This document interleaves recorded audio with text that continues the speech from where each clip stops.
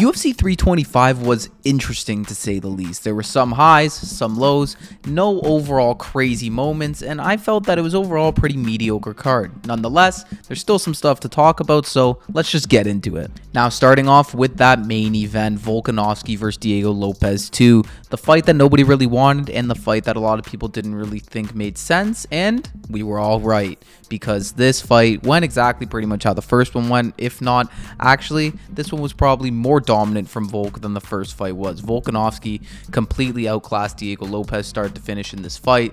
Lopez just never really put his foot on the gas, never really hunted for a finish, kind of wanted to point fight with Volkanovski, and if you're going to do that, you're just not going to win. That's just a terrible game plan to have against one of the best featherweights and one of the best fighters of all time in Volkanovski. His fight IQ's through the roof. I don't know why you would try and do that. Lopez needed to hunt for a finish, and he didn't, so he got pieced up completely. Volkanovski says he wants to come back, says he wants to give this next shot to Lerone or Movsar Evloev because he feels they're the most deserving. So props to Volkanovski. Class act as always. He proved me wrong. I thought this was the one where he was going to go down. I thought Lopez was going to be the guy to crack him, but that was not the case.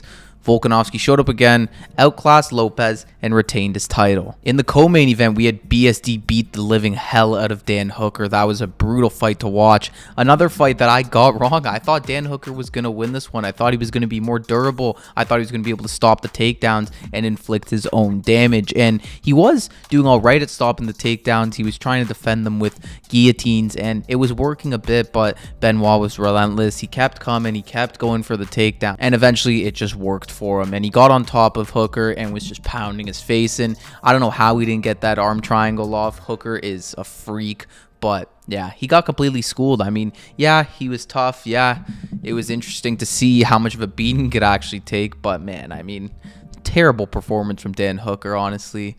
Didn't really show much at all in that fight, and for BSD, it's a good performance from him. I still worry for BSD against the elite guys because I just don't know if he has that finishing ability, especially when he really needs to get a finish. Like, against Hooker here, I mean, he should have had the sub. There was probably other points where he should have had the finish earlier as well. So his finishing abilities, I think, leave a lot to be desired, but he's still very skillful. And after the Moicano loss, he got back on track, and he is now in the mix with the best at lightweight. But I think there are a lot of guys that can give him issues. For example, I think if him and Paddy fought, I think Paddy would beat him. So we'll see how things shape up for BSD, but great performance here. Also on the card, we had Mauricio Ruffy versus Rafael Fiziev. And yep, again, another fight I got wrong. I thought Fiziev was going to win this. It just made sense to me. He's a great striker himself with a Muay Thai background. He has a ground game, and I thought he was going to inflict it in this fight.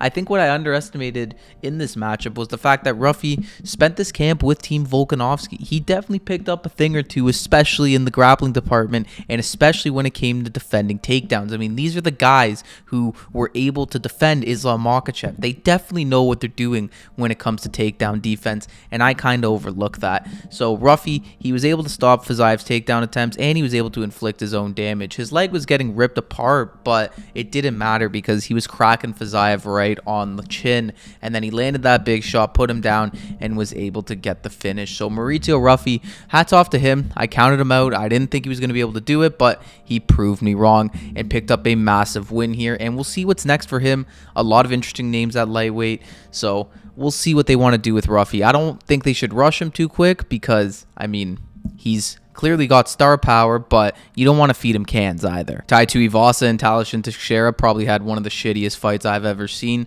Typical heavyweight slop, honestly. Like, there's another loss for Tai. I mean, that's just ridiculous. 6 in a row now.